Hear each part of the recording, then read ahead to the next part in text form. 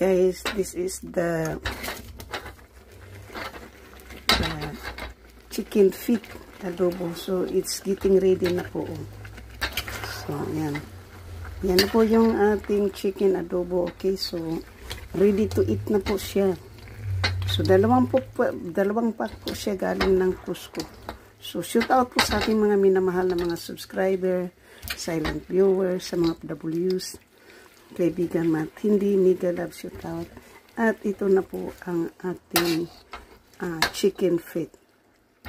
So this recipe are chicken feet with Coca-Cola, ginger, brown sugar, onions, garlic powder, soy sauce, vinegar, chicken bouillon, salt,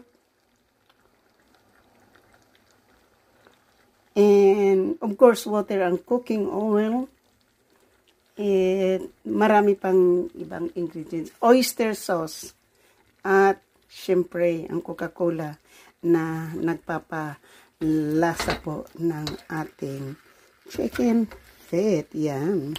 Did you see how it is now? Ang tingnan mo naman po yung juice.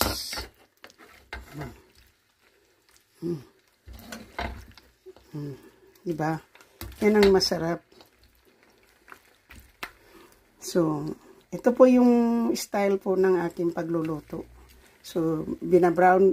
Ang ginagawa ko po, una muna ay nilinis po yung manok.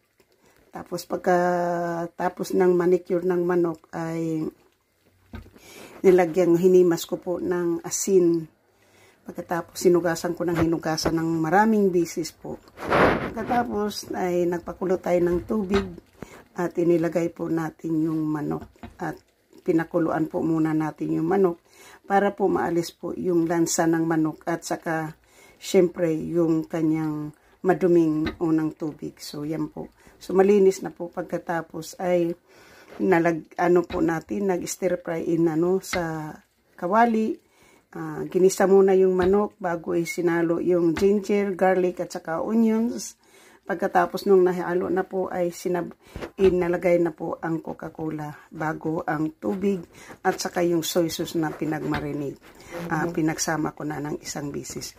So shout out po sa lahat. Sa hindi pa po nakapag-subscribe, please subscribe my channel and hit the notification bell para ma-update kayo sa aking mga bagong upload.